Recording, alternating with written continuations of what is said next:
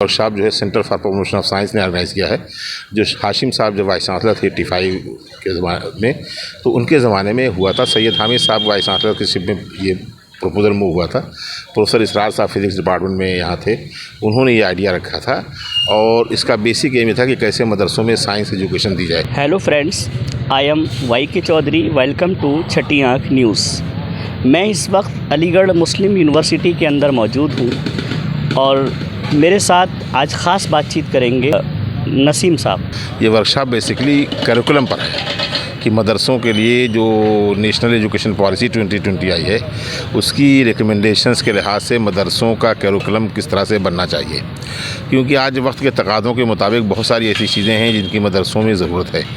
तो मेरा एहसास है जो यहाँ पे डिस्कशन में बातें आ रही हैं और कल इसी पे ज़्यादा फोकस होगा कि हाई स्कूल तक की एजुकेशन मदरसों में हर स्टेट के लिहाज से कर दी जाए और उसके बाद वो अपनी रिलीजियस एजुकेशन बेसिकली स्टार्ट करें आलमियत और फजीलत की।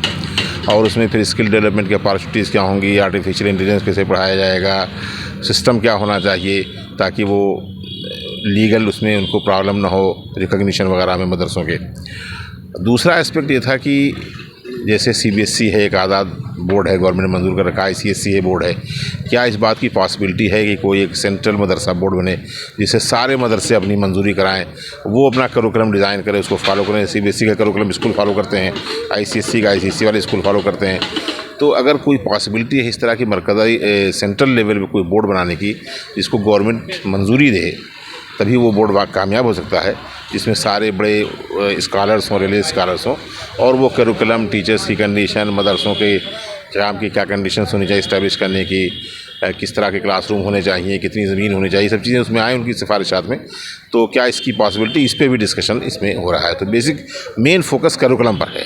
डिग्री की हैसियत है वो क्या होगी? डिग्री की हैसियत तो वही होगी जो आज है कि वो उनके पास आलमियत और फजीलत, ये जो 2 डिग्री देते हैं वो रहेगी। लेकिन अभी सिर्फ यही 2 डिग्री देते हैं, फिर उनको अपने जगह जगह मंजूर कराना पड़ता है। और बच्चों को प्रॉब्लम ये हो रही है कि वो जब यूनिवर्सिटी से हायर डिग्री लेके जाते हैं तब भी बहुत सारे जगहों पर उनको नौकरियां नहीं दी जाती हैं कि आपके पास हाई स्कूल नहीं है। तो फिर या तो प्राइवेटली वो NIOS से हाई स्कूल और इंटरमीडिएट करें। इस पर भी एक सेशन रखा गया था कि NIOS से कैसे बच्चे कर सकते हैं, क्या हेल्प मिल सकती है। लेकिन अगर करिकुलम ही इस तरह से मॉडिफाई हो जाए कि जो NEP की रिकमेंडेशन है कि पहले 3+5+3 4 ईयर जो है, अब तो हाई स्कूल का बोर्ड ख़त्म कर दिया गया है, ये सेकेंडरी एजुकेशन, उसके बाद फिर 4 ईयर BA। तो BA को अपनी आलमियत के इक्विवेलेंट ले जाएँ और हाई स्कूल तक हाई स्कूल के सिलेबस पढ़ाएँ, साथ में कुरान वगैरह पढ़ा दें, कुछ अरबी पढ़ा दें, कुछ ज़रूरी चीज़ें दीनियात बतला दें। और 11th-12th में का जो 5 सब्जेक्ट होता है वो ये पढ़ा लें और कुछ अपने सब्जेक्ट पढ़ा लें, वहाँ से शुरुआत कर दें, उनका इम्तहान बोलें और बोर्ड के बच्चे बोर्ड के इम्तहान दें, बाकी अपना आलिमियत वगैरह 12th के बाद पढ़ाना शुरू करें। ये तजवीज़ है, अब देखिए लोग क्या फ़ील करते हैं। सर, मदरसे के निसाब में चेंजेस की अब ज़रूरत क्यों पड़ी है? देखिए, चेंजेस ज़रूरत हमेशा आ रही है, मदरसे के नाम हमेशा चेंज हुए हैं। आप अगर पढ़ेंगे तो मदरसे के निसाब के 5 पीरियड्स रहे हैं, वो तफसील से इस वक्त नहीं जाऊँगा। इस वक्त जो निसाब चल रहा है वो पिछले 300 साल से एक दरस निज़ामी के नाम पे चल रहा है। हालांकि एक्चुअली जो दरस निज़ामी था ये वो है भी नहीं, उसमें भी बहुत चेंजेस आ गए। देखिए, जब भी कोई सिलेबस बनता है तो वक्त की क्या ज़रूरत है उसके लिहाज से बनाया जाता है। उस वक्त जब मुग़लों की हुकूमत थी तो जो निसाब बनाया गया उसमें एक ही जैसे कवानीन की ज़रूरत थी, निफास की ज़रूरत थी, इसको फ़िक़ही मामलात कहते हैं, कैसे विरासत तक़सीम होगी, ज़मीनों का निज़ाम क्या होगा, ज़राअत का निज़ाम क्या होगा, तो उस पर फ़िक़ह पे ज़्यादा फोकस किया गया। आज की ज़रूरतें दूसरी हैं। तो हमेशा किसी भी सब्जेक्ट का, सिर्फ मदरसे का ही नहीं, इंजीनियरिंग का करिकुलम कितना चेंज हुआ है, मेडिकल का करिकुलम आजकल जिस तरह के ट्रीटमेंट के तरीके आ गए वो सब रोबोटिक्स वगैरह के ऑपरेशन वगैरह सबको सिखाए जा रहे हैं। तो हर दौर में हर सब्जेक्ट के निसाब उसकी ज़रूरत के लिहाज से बनाए जाते हैं। अब कुछ ऐसे हालात रहे हैं पिछले 250-300 ख़ास तौर पर, ये बेसिकली ब्रिटानवी साम्राज्य का उसका गलबे का नतीजा था कि ये एजुकेशन तो हिस्सों में बढ़ गई, दीनी अलग हो गए, दुनिया भी अलग हो गई, वरना पहले तो एक ही थे।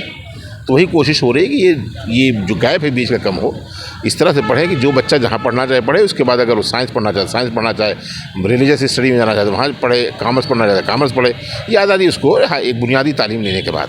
कि मदारिस को किस तरीके से मॉडल बनाया जाए और उनके सिलेबस को किस तरीके से तैयार किया जाए जो बच्चा हाई स्कूल तक की पढ़ाई मदरसे से कर सकें, यानी 12th तक की हाई स्कूल की पढ़ाई मदरसे से कर सकें। कम से कम बच्चे को इतना मदरसे में पढ़ाया जा सके कि वो हिंदी, इंग्लिश, मैथ, साइंस सब कुछ पढ़ सके और ताकि वो कोई रोज़गार कर सके। आप देख रहे हैं हमारा हिंदी छठी आँख न्यूज़ और मैं YK चौधरी और हमारी पूरी छठी आँख की टीम यानी बनारस मंडल से रियाज अहमद हमारे साथ मौजूद, कैमरामैन चौधरी MI खान के साथ।